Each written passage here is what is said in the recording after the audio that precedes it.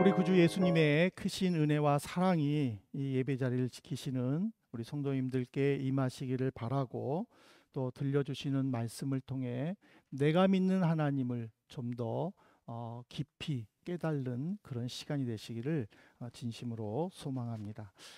성도님들께서는 그 인간관계를 형성하는 것에서 어떤 덕목이 중요하다고 생각을 하십니까?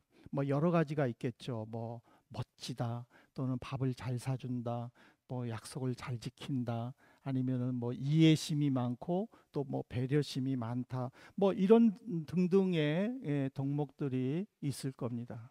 근데 그 보통 이 사람들의 마음은요, 능력은 조금 떨어지더라도 그 어떤 그 한 약속은 반드시 지키는 그 사람들을 믿어주고 또 인정해주죠. 그래서 그 사람이 어떤 말을 해도 그 말을 믿어주려고 하는 것도, 평소에도 그가 약속을 잘 지키는 그 성실함을 인정받았기 때문이죠. 그래서 이 사람들에게 있어서 이 덕목은 인간관계에 굉장히 중요하게 여기죠. 근데 인간의 경배를 받아야 할 신, 그 하나님에 있어서 그 덕목은 얼마나 중요하겠습니까?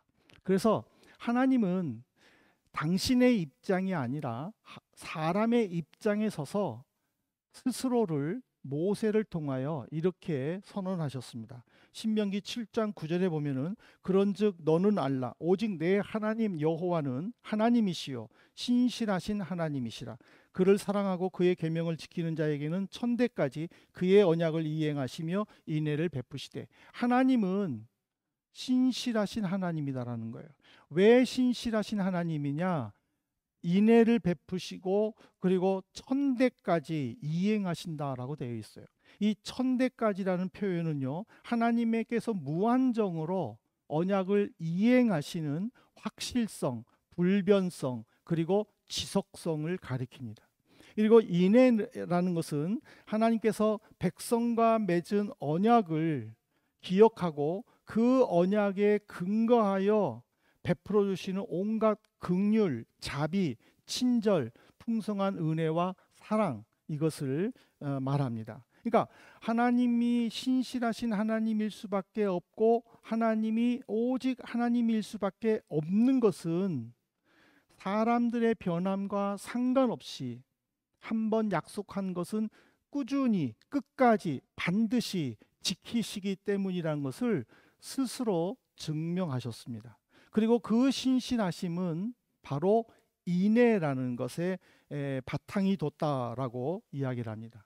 그러면 이제 우리는 그러면 신실하신 하나님이 어떤 일들을 했는지, 그 신실하신 하나님에 대해서 살펴봐야 되지 않겠습니까? 신실하신 하나님은요, 제가 인용 구절은 올려놓지 않았지만 열왕기상 19장 16절에 보면은 엘리야 선지자에게 북쪽 이스라엘의 그 예후 군대 장관에게 기름을 부어서 왕으로 세우라고 사명을 주셨습니다. 근데 엘리야는 즉시 예후에게 가서 그 사명을 전달하지 못했습니다.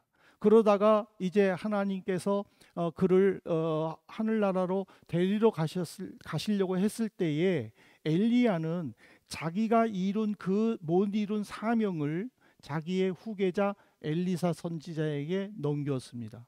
그래서 엘리사 선지자는 자기 제자 중 한 제자에게 예후에게 찾아가서, 지금 전쟁 중에 있는 예후에게 찾아가서 기름을 부으라고 명령을 합니다. 이 기간이 약 10년에서 20년의 세월이 흘렀습니다. 그럼에도 불구하고 신실하신 하나님은 그 약속을 지키신 거죠. 이제 예후는 왕이 되었을 때, 비록 지금 이스라엘에는 왕이 있지만은 하나님께서 자기를 왕으로 부르심을 알고 아람과의 전쟁 중에 있지만은 지금 전쟁 속에서 부상당한 요람 왕이 치료하기 위해 이스라엘 성으로, 아버지가 별장으로 사용했던 그 이스라엘 성에서 치료받고 있는데, 그곳에 가서 요람 왕을 죽입니다. 그리고 요람 왕의 어머니 이세벨 왕후도 죽입니다. 그리고는 이제 그들이 하나님이 가장 싫어했던 바알 우상들, 바알 산당들을 세워서 이스라엘 백성들에게 우상을 섬기도록 강요했던 그 모든 바알 우상들과 산당들을 모두 철거해 버리고, 그리고 바알 제사장들을 모두 죽여버립니다. 하나님은 예후의 그 정직한 모습, 그리고 오직 하나님만 생각하는 그 모습을 바라보면서 잘했다라고 칭찬을 하시고는 이제 너의 후손 4대까지 왕이 될 거라고 약속을 하십니다.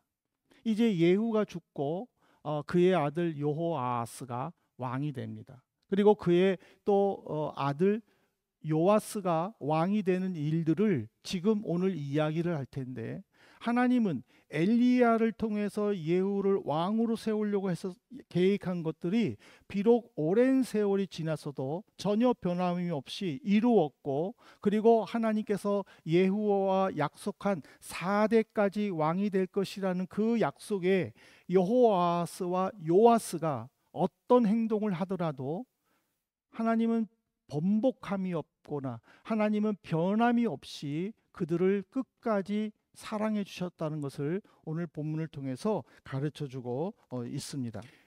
여호아하스 시대 때부터 아람 군사들로 인하여 엄청 어려움을 당하고, 그리고 또 핍박을 당했을 때에 여호아하스가 처음으로 하나님께 기도했다라는 거예요. 처음으로 하나님께 기도했을 때에 그 기도 응답이 어떻게 나타났냐면은 열왕기하 13장 5절에 보면은 여호와께서 이의 구원자를 이스라엘에게 주심에 이스라엘 자손이 아람 사람의 손에서 벗어나 전과 같이 자기 장막에 거하였다. 그러니까는 여호아하스가 처음으로 하나님께 기도했을 때에 하나님은 그를 받아주셨다라는 거예요. 그가 하나님을 섬기지 않고 우상을 섬겼을 때에는 아람 군사를 통하여 어려움을 당하게 했지만은, 그가 기도했었을 때에는 하나님은 그 기도를 통하여 그에게 평안함을 주었다는 거죠. 그런데 여기에 보면은요, 자기 장막에 거하여 쓰나라는 말로 끝나는 거예요.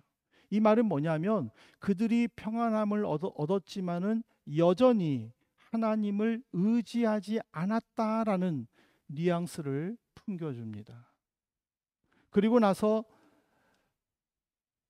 하나님은 또다시 어려움을 주는 것이 아니라 그럼에도 불구하고 그들을 끝까지 보살피는 이유가 무엇인가를 이제 열왕기하 13장 23절에서 보여줍니다.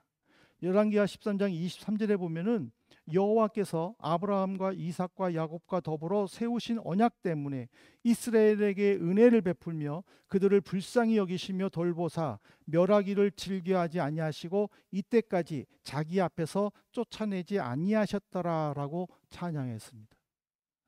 이스라엘 백성들이 죄를 범하지만은 지금 그들을 보호하시고 그들의 필요를 채워주시는 이유가 뭐냐면 아브라함과 이삭과 야곱에게 약속한 것을 지키기 위함이다라고 이야기를 해요.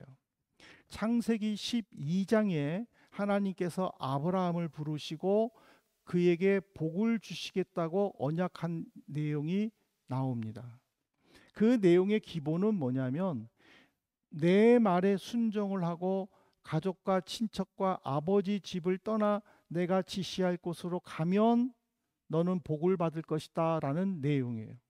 근데 아브라함은 정말 그 말씀에 순종을 해서 떠납니다. 떠나고 하나님께서 지시하신 곳으로 향하죠. 그러자 하나님은 그 길을 떠나는 아브라함에게 너는 하늘의 별을 보느냐 해안가의 모래를 보느냐, 너의 백성들이 이렇게 많을 것이다. 너는 복의 근원이 될 것이다. 그리고 너의 후손들이 지금 너가 밟고 있는 이 땅을 너의 기업으로 줄 것이다 라고 약속을 합니다. 그 약속을 통해서 아브라함은 이제 죽죠. 근데 그 약속을 아브라함은 자기의 독자 이삭에게 가르쳐 줍니다. 그리고 하나님은 이삭에게 나타나서 아버지와 약속한 것을 내가 너와 약속하겠다라고 다시 말씀을 해 주십니다. 이제 이삭에게는 쌍둥이 아들이 있죠. 에서와 야곱. 근데 그 이삭은 야곱에게 할아버지로부터 받은 그 약속을 다시 야곱에게 해 줍니다. 그 약속이 이제 어떻게 이루어지느냐? 출애굽기에 보면은 430년 동안 애굽에서 종살이했던 그 이스라엘 백성들이 하나님께서 약속하신 땅으로 가기 위해 모세를 지도자로 세우고 애굽을 나갈 때에 그 인구가 남자 장정만 60만 명이라고 기록되어 있습니다. 그러니까는 그들이 속한 가정이 있겠죠. 아내가 있겠고 또 자녀들이 있겠죠. 그리고 또 그 이스라엘과 따라서 따라 나온 이방 민족들이 있겠죠. 그래서 그 민족 모든 이스라엘 백성들의 수를 200만 명으로 추측하고 있습니다. 430년 만에 애굽으로 이민 간 야곱 식구 70명이 200만 명의 인구로 발전할 수 있도록, 그리고 아브라함 한 사람으로 인해서 오랜 세월이 지나서 200만 명의 인구가 될 수 있도록 하나님께서 이스라엘 백성들을 보호해 주시고 그들에게 복을 주셨다라는 것을 우리에게 가르쳐 줍니다. 그 열왕기 저자가 왜 여호아하스와 요아스가 하나님을 제대로 섬기지 않음에도 불구하고 그런 복을 주셨는지를 강조한 이유는 뭐냐면은 바로 천년의 세월이 흘러도 인간들은 수없이 변하지만 하나님은 변하지 않고 끝까지 그 후손들에게 복을 주겠다라고 약속하신 그 약속 한 가지 때문이라는 사실이에요. 그러면 오늘 본문을 통해서 하나님께서는 요아스를 통해서 어떤 신실한 하나님을 어떻게 나타내셨는지, 그리고 그것을 이 시대에 우리가 어떻게 받아야 될지를 한번 살펴보려고 합니다. 첫 번째로 하나님은 요아스를 통해서요 성실하신 하나님을 보여주셨습니다. 우리가 방금 찬양했지만은 주님 보좌 앞에 나아가 참된 안식과 기쁨 나 누리겠네라고 시작하는 이 찬양 가사는요, 나의 주 하나님은 신실하신 하나님이다라는 것이 강조되어 있습니다. 여기에는요, 하나님이 한번 약속한 것은 반드시 지킨다라는 거예요. 어떤 상황에서도 후회가 없다라는 거예요. 번복이 없다라는 거예요. 그것을 이루기 위해서 하나님은 우리에게 지혜를 주시고 우리가 요구한 모든 것들을 다 베풀어 주셔서 성취할 수 있도록 도와주신다라는 사실입니다. 그러므로 우리는 이 찬양 가사를 묵상하면서 한 가지 결단하고 마음을 굳게 먹어야 될 것은 뭐냐면, 어떤 상황에서도 의심하지 말아야 된다라는 것을 가르쳐 줍니다. 우리가 기도하면서 우리가 믿음으로 생활하지만은 실질적으로 눈앞에 나타날 때는 정반대된 상황이 있다면 저마저도 마음이 흔들릴 거예요. 이런 상황에서 내가 계속 기도해야 되나? 내가 계속 하나님을 의지해야 되나? 그런 의심이 생길 수 있지만, 그러나 끝까지 의지해야 된다라는 거예요. 그것을 열왕기하 13장 18절에 분명히 가르쳐 줍니다. 또 이르되 화살을 잡으소서. 곧 지붕에 엘리사가 또 이스라엘 왕에게 이르되 땅을 치소서 하는지라. 이에 3번 치고 그친지라. 아까 제가 얘기했잖아요. 요아스가 이제 노한으로 죽음이 임박한 엘리사를 병문했다고 말했잖아요.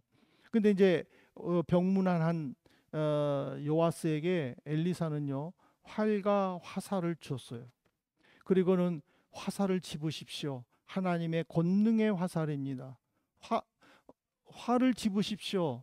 하나님께서 반드시 이스라엘을 회복시켜 주십니다. 하나님의 주권적인 은혜와 능력을 강조하면서 이거를 짚고 이제 땅을 치라고 요구를 해요.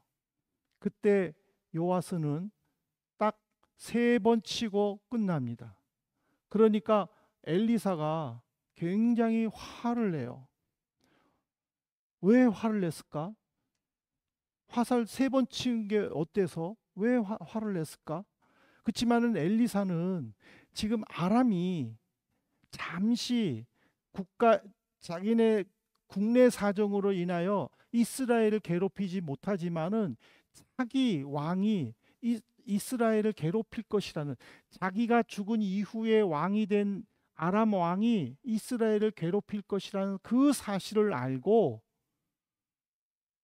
슬퍼했던 거예요. 요아스가 이 3번을 친 것이 그냥 마지못해서 인사치레로 3번을 쳤는지 아니면은 하나님의 은혜를 믿지 않고 쳤는지 우리는 알 수 없지만은, 그러나 이 3번 쳤다라는 것에 대해서 엘리사가 화가 났다라는 것은 그는 하나님을 믿지 않으려는 마음이 컸다라는 것을 우리에게 가르쳐 주는 거예요.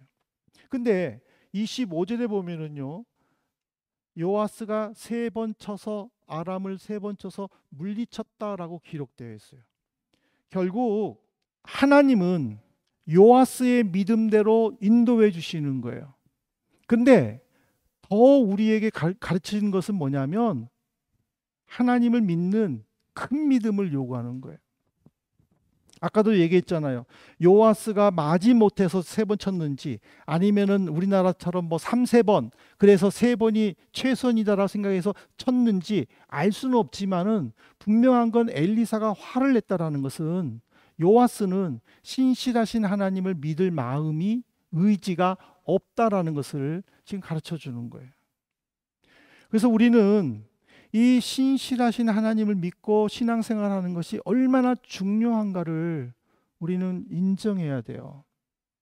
우리가 이 땅에 살아가는 동안에 내 능력 이외의 일들이 참 많이 있습니다. 그 능력 이외의 일들을 또 내가 해야 하는 어려움과 고통의 연속이 늘 우리 앞에는 놓여 있을 때에 우리가 어떻게 대처해야 되느냐라는 거예요. 눈앞에 펼쳐진 상황에 이성적인 계산으로 반응한다면은 우리는 하나님의 능력을, 하나님의 기적을 체험할 수 없는 거예요. 그렇지만 불가능한 것을 가능케 하시는 하나님을, 그 신실하신 하나님의 능력을 믿고 그 하나님 앞에서 우리의 변함이 없는, 의심이 없는 그 하나님의 모습을 보인다면은 우리가 상상하지 못하는 기적들을 체험할 수 있다라는 사실입니다. 왜? 하나님은 성실하시고 신실하신 하나님이시기 때문에 그것을 지금 요아스에게 보여준 것입니다. 그것을 지금 예후의 아들 여호아하스에게 보여주지 않았습니까?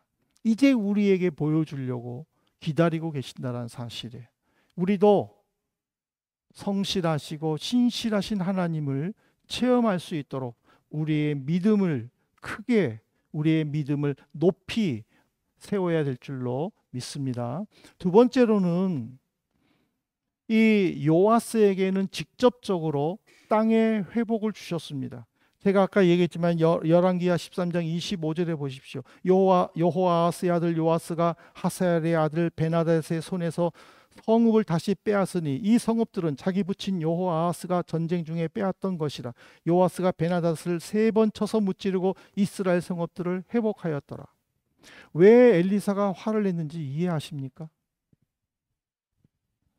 활과 화살을 짚고 땅을 치소서라고 했었을 때에 그가 아람의 그 원수를 생각하면서 아람아 죽어라 멸망하라 하고 계속 쳤다면은, 아니 요아스가, 엘리사 선지자가 왕이시여 이제는 그만 치셔도 됩니다 하고 말할 때까지 계속 쳤다면은 아람 나라는 영원히 멸망했을 거라는 거예요.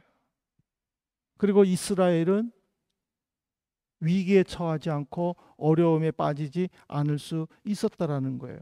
근데 요아스의 믿음 부족으로, 아니 신실하신 하나님을 믿지 않냐라는 그의 태도가 이제는 14장 이후에 이스라엘에게 닥치는 그 아람의 어려움은 실로 이루 말할 수가 없다라는 거죠. 왜 열왕기 저자가 여호와스의 믿음 부족 때문임에도 불구하고 하나님은 어떻게 베나닷에게 가지고 있던 그 땅들을 다시 회복시켜 주셨는지를 우리에게 가르쳐 주는 거예요. 왜냐하면 100년의 세월 동안 이스라엘은 하나님 대신 여로보암이 세운 금송아지를 섬겼지만은, 그러나 하나님은 북쪽 이스라엘 백성들을 내 백성이라고, 내 자녀라고, 내가 그들을 사랑한다고, 내가 그들을 지켜준다고, 내가 그들과 함께 한다고 약속하신 그 약속을 끝까지 지키시려고 하는 그 모습을 보여주셨다라는 거예요. 오늘 우리는 이 말씀을 통해서 하나님의 풍성하신 인애와 또 인내를 배워야 합니다. 인애라는 것은요, 그냥 국어 사전에 있는 것처럼 어질고 사랑이 많다, 그 의미가 아닙니다. 인애는 하나님의 속성입니다. 인간의 어떤 행동에도 변질되지 않는, 인간의 모습을 보고 이렇게 했다가 저렇게 했다가 번복함이 없는 신실하신 하나님, 오래 참음과 한없이 베풀어 주시는 사랑의 모습이라는 것입니다. 근데 우리는 이거를 제대로 설명을 못해요. 그래서 부모님의 자녀를 향한 부모님의 사랑으로 이거를 비유하여 설명하지만은, 사실 이 하나님의 사랑은 부모님의 그 사랑보다 더 뛰어난 사랑이라는 것을 우리는 알아야 된다는 거예요. 왜? 이스라엘이 그렇게 살았잖아요. 하나님만 섬길 것을 그렇게 강조했고 선지자들을 보내 가르쳤지만은, 이스라엘 백성들은 여전히 금송아지를 섬기면서 하나님을 배반했다라는 거예요. 그럼에도 하나님은 엘리야 선지자를 보내주시고 그들에게 필요한 것들을 채워주시고 국가의 위기들을 해결해 주시고. 왜 그랬을까? 바로 우리의 열심이 하나님의 마음을 움직이는 것이 아니라 신실하신 하나님을 믿고 변함없는 행동이 하나님의 마음에 합했을 때에 다윗과 같은 복을 받는다라는 것을 우리에게 가르쳐 주는 거예요. 만일 우리가 열심히 있을 때 하나님이 복을 주신다, 그러면은 우리가 열심히 없으면 하나님이 복을 안 주실 수도 있잖아요. 이거는 신실하신 하나님이 아니라는 거예요. 이거는 인간의 행동을 보고 그래, 너 잘했으니까 내가 복 줄게. 너 못했네, 너는 그러면은 나한테 혼나. 그렇게 된다라는 거죠. 이거는 하나님이 아니라는 거죠. 이런 하나님을, 이렇게 변죽 끓듯이 마음을 바꾸는 그런 하나님을 우리가 믿을 필요가 뭐가 있느냐라는 거죠. 그냥 내가 하면 되잖아. 내가 열심히 노력하면 되잖아요. 그렇지만은 신실하신 하나님은 우리가 열심히 하고 열심히 안 하고에 따라서 바뀌는 하나님이 아니다라는 거죠. 우리가 열심히 하지 않아도 하나님은 그를 불쌍히 여겨주시고 언젠가는 돌아올 거라고 생각하고 그를 지켜주신다라는 거예요. 그와 함께 해주신다라는 거예요. 사랑하는 성도 여러분, 우리가 방금 부른 찬송가 359장 천성을 향해 가는 성도들아 라는 가사 중에 내 앞길의 장애를 두려워 말라. 너 가는 길을 누가 비웃거든 확실한 증거를 보여주어라. 성령이 너를 인도하시리니 지체하지 말라라는 가사가 있죠. 이 가사는 미국의 로레이 목사님이 작곡한, 그래서 우리나라엔 1919년도에 처음 만들어진 신중 복음가라는 찬송에 수록된 곡입니다마는, 이 곡은요, 천국을 향해 가는 성도들에게 신실하신 하나님을 붙잡고 변하지 않는 믿음으로 전진할 것을 권면하는 찬양이에요. 여러분들 그 농번기에, 지금은 이제 기계로 하겠지만 옛날에는 소가 이렇게 그 쟁기를 끌고 땅을 갈잖아요. 근데 소가 똑바로 갈 수 있도록 농부가 지도하잖아요. 왜 똑바로 가게 해요? 소가 가고 싶은 대로 가도록 하게 하면은 바깔면 안 되나요? 소가 이렇게 삐뚤삐뚤 가면 그냥 그대로 이렇게 갈아도 되지 않아요? 왜 똑바로 가게 해요? 그거는 벼가 잘 자라가기 위함이라는 거예요. 심고 나서 그것을 가꿀 때에 편하기 위해서 똑바로 한다라는 거예요. 그래서 소를 똑바로 가도록 하는 것이 농부의 책임이라는 거예요. 이게 뭐냐면 성도는 하나님의 지도 아래 천국을 향하여 똑바로 가야 된다는 거예요. 흔들려서는 안 된다는 거예요. 의심해서는 안 된다는 거예요. 하루는 좋았다가 하루는 낙심했다가 마음이 사이클 신호를 보내서는 안 된다는 거예요. 그냥 똑바로 가도록 우리가 힘써야 된다는 거예요. 왜? 바로 이 말씀 때문에 그래요. 민수기서 23장 19절에 보십시오. 하나님은 사람이 아니시니 거짓말을 하지 않으시고 인생이 아니시니 후회가 없으시도다. 어찌 그 말씀하신 바를 행하지 않으시며 하신 말씀을 실행하지 않으시랴. 하나님은 후회가 없으시다라는 거예요. 번복이 없다라는 거예요. 물론 우리가 불순종할 때 하나님은 심판하시죠. 우리가 잘못했을 때 하나님의 징계를 받는 것은 당연하죠. 그러나 하나님은 약속까지 바꾸지 않는 분이다라는 거예요. 취소하지 않는 분이라는 거예요. 그러므로 우리는 이런 하나님의 성품을 깊이 깨닫고 하나님을 향한 우리의 절대적인 믿음의 모습을 보여줘야 돼요. 어떻게? 내 주변을 항상 거룩하게 만들어야 돼요. 그리고 뜨거운 사랑을 고백하고 신실하신 하나님을 찬양해야 돼요. 하나님은 요아스가 필요한 이스라엘 영토들을 회복해 주셨어요. 그러면 이 영토가 오늘 우리에게는 어떻게 적용될까?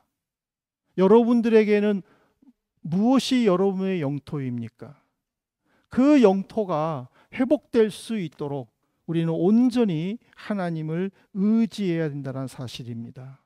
왜냐하면 주는 신실하신 하나님이기 때문에. 여러분들이 어떤 상황에 있더라도 주는 신실하신 하나님이십니다를 평생을 고백하시기를 바랍니다. 여러분들이 끝까지 이 믿음을 유지하도록 힘쓰시기를 바랍니다. 지금도 하나님께서는요, 당신을 의지하는 그리스도인들을 기뻐하십니다. 그리고 그에게 약속한 모든 것을 주시기 위해 기다리시는 하나님이세요.